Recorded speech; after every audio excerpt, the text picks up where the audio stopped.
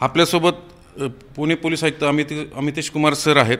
सरांची कार्यपद्धती राहिलेली एखाद्या प्रकरणात त्यांनी हात घातला का पूर्ण त्याचा शेवटच करतात. मी उदाहरणार्थ पोर्शे कार प्रकरण असेल, तिकडं आंदेकर टोळीचं प्रकरण असेल, आता ज्या 40 वर्षाची गँग होती नानापेठेतली पूर्ण नेस्तनाबूत केले, बुलडोजर फिरवला. तीच वेळ आता कोथरूडमधल्या गँगवर बुलडोजर फिरवण्याची वेळ आलेली, कारण तिकडे घायवळ गँग, मारणे गँग, मोहोळ गँग असे 3 गँग आहेत. त्या 3 गँगबाबत सर तुमची काय ॲक्शन प्लॅन असेल? आमचे भूमिका स्पष्ट राहिलेली आहे. जे कोणाचे काही इतिहासमध्ये पूर्वी काही गुन्ह्याची अभिलेख असतील आणि आज योग्य मार्गाने चालत असतील, आम्हाला कोणत्याही प्रकारची दुश्मनी कोणासोबत नाही आहे.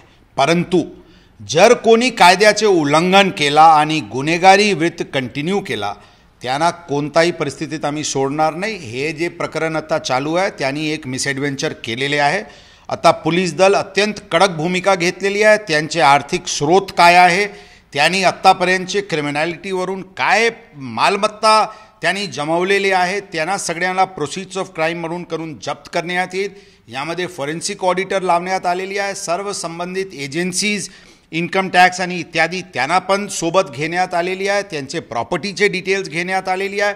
घरझडतीमध्ये बरेचसे काही डॉक्युमेंट्स मिळालेले आहेत, ते काही बेनामी असण्याची शक्यता होऊ शकतो किंवा ते डॉक्युमेंट्स प्रॉपर्टीचे ठेवून काही कोणाला दंबाजी करत आहे. ही सर्व दिशेनी, सर्व डिरेक्शन्सनी तपास सुरू आहे. त्यांचे जे काही दुसरे जिल्ह्यात काही त्यांचे क्रिमिनल ॲक्टिव्हिटी होतात त्यावर पण आम्ही जोरात तपास त्या दृष्टिकोनातून करत आहे. 4-5 गुन्हे त्याचेवर आणि त्याचे टोलीवर दाखल झालेली आहे आणि कडक कारवाई करण्यात येईल. ते जरी ते आज पळालेले असतील, त्यांना योग्य पद्धतीने, योग्य मार्गाने त्यांना लावणार आणि कडक कारवाई करणार.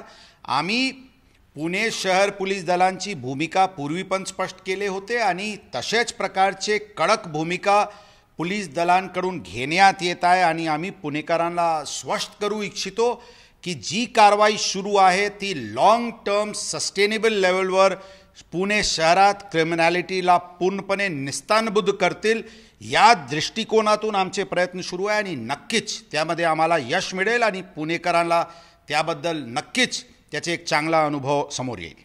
आता हा निलेश घायवळ व्हिक्टिम कार्ड खेळताना दिसतोय. त्याची आई दावा करते की माझ्या मुलाला अडकवलं जातं आहे, काही संबंध नाही त्याचा, तो पळून नाही गेलेला, तो स्वतःहून गेलेला आहे आणि त्याचा पासपोर्ट खरा आहे, अमकं तमकं सगळे दावा केले जात आहेत. अशा प्रकारचे ते काही लोक जे प्रत्यक्ष अप्रत्यक्ष यांचे क्रिमिनॅलिटीला मदत करतात, क्रिमिनल ॲक्टिव्हिटीजला मदत करतात, प्रोत्साहन देतात आणि अशा प्रकारचे ग्लोरीफाय करण्याची की ते कधीतरी रीलवर की दादा आहे, कधी आत्ता वेळ आली तर व्हिक्टीम आहे, त्यांना बरेचसे प्रश्न आम्ही जे गुन्हा दाखल केलेले आहेत त्यांना संबंधितांना ज्यांना डिफेन्समध्ये सांगायचे ते सांगा की कसे काय कोथरूडचे राहणारे, त्यांचे ॲड्रेस, त्यांचे अहिल्यानगरचे ॲड्रेस खोटा, नॉन एक्झिस्टंट पत्त्यावर असणे,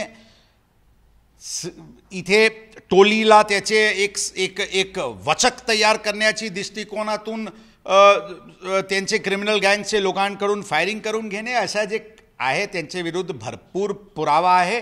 त्यांनी काहीतरी विक्टिम कार्ड प्ले करून काही एक नॅरेटिव्ह सेट करण्याचे प्रयत्न करत असतील. आम्ही एव्हिडन्सवर काम करतो आणि पूर्ण एव्हिडन्स अनुषंगाने वेगवेगळे या जे प्रथम प्रकरण आहे आणि त्याचे नंतरचे प्रत्येक प्रकरणावर दस्तावेज, डॉक्युमेंटरी पुरावाचे अनुषंगाने कारवाई करण्यात आलेली आहे आणि अशाच प्रकारचे कारवाई सुरू राहील. सर, तिकडं पवनचक्कीची खंडणी वसुल्या प्रकरणात तिकडं 80-55 त्याचं इंग्लिश अध्यक्षरमध्ये बॉस नावाने ते सगळ्या गाड्यांचा ताफा घेऊन पुरतो. ते गाड्या अजूनही मोकाट आहेत, काय कारवाई?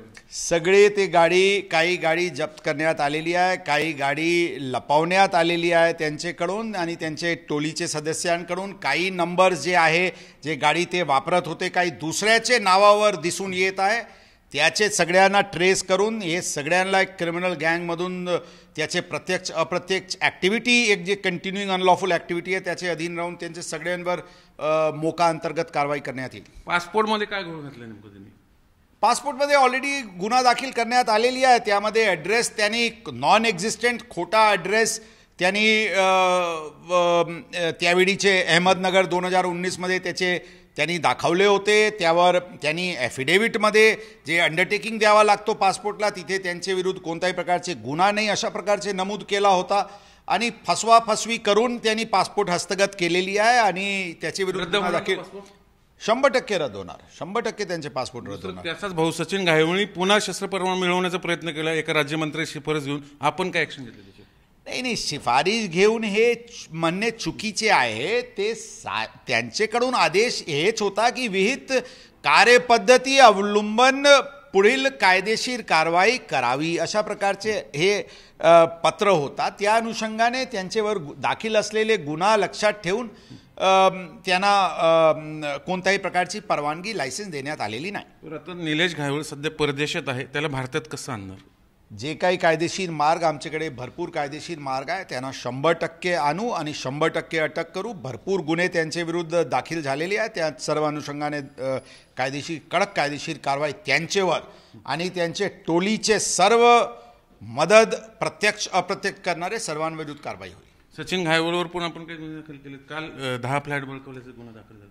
काल त्यांनी 2018 पासून काही व्यावसायिकांना आमचे परिसरात आम्हाला खंडणी देऊन पैसे दिल्याशिवाय चालणार नाही, अशा प्रकारचे त्यांनी दंबाजी करत होता. आता पोलिसांच्या कारवाईमुळे लोकांना एक कॉन्फिडन्स वाटला आणि काल एक फिर्यादी आमच्याकडे आले होते ज्यांचे 10 फ्लॅट त्यांनी जबरदस्तीने बळकावून ठेवलेली आहे. त्या अनुषंगाने गुन्हा दाखल करण्यात आलेली आहे. कडक कारवाई कारण तिकडे पवनचक्की धाराशिव कोणालाही कुठेही काही यांचे विरुद्ध फिर्याद असतील कृपया करून बिंदासपणे लोकांनी पोलिसांकडे यावी. आम्ही कडक भूमिका घेतलेली आहे आणि कडक कारवाई त्यांचे विरुद्ध आणि त्यांचे जे काही मदत करणारे लोक आहेत त्यांच्या विरुद्ध होईल. सर, आता घायवळ टोळी संपणार का पूर्ण? मोहोळ टोळी 100% शहरात ते असतील किंवा शहरात जे कोणी टोळी किंवा क्रिमिनल गँग मिसएडव्हेंचर करतील त्यांना इथे राहू देणार नाही.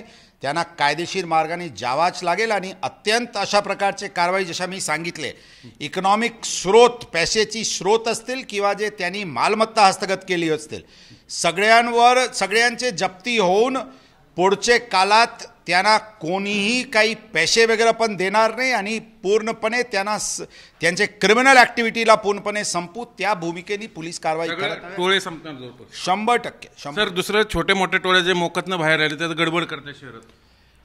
बघा, मी ऑलरेडी सांगितलेले आहे, जे काही मिसएडव्हेंचर कोणी केला तर त्यांचे परिणाम त्यांना भोगावा लागेल आणि अशा परिणाम जे त्यांचे 7 पुश्ताला आठवण राहील अशा प्रकारचे परिणाम त्यांना भोगावा लागेल.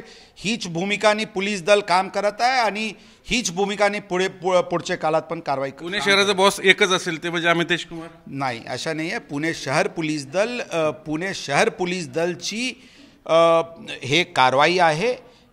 पोलिसांचे वचक क्रिमिनल एलिमेंट्सवर असणे आवश्यक आहे. चांगले लोकांचे सहकार्य मिळणे अपेक्षित आहे आणि त्यांचे मिळत पण आहे. त्यांचे आभार, त्यांचे धन्यवाद. आणि पुणेकरांना मी फक्त एवढेच आश्वस्त करतो की आपली सुरक्षा आमच्यासाठी प्राधान्याचे विषय आहे. कायमस्वरूपी लॉंग टर्म सस्टेनेबल सुधार, क्राईमचे एन्व्हायरमेंट जे झाला होता त्यामध्ये सुधार होईल, या दृष्टिकोनातून आम्ही प्रयत्न करत आहोत. नक्कीच यश मिळेल. हे होते पुण्याचे पोलीस आयुक्त अमितेश कुमार सर. यांनी स्पष्टपणे सज्जड दम दिला आहे सगळ्या टोळीयुद्ध शहरातलं अशांतता निर्माण करणाऱ्यांना, की इथून पुढे पुणे शहरात फक्त कायदा आणि सुव्यवस्थाच राहील आणि तेही पोलिसांच्या वतीने. गुंडांनी कुठलीही गडबड केल्यास थेट आत टाकलं जाईल. Video journalist Nitin Sandbhor, Chandrakant Phunde, Zee Media, Pune.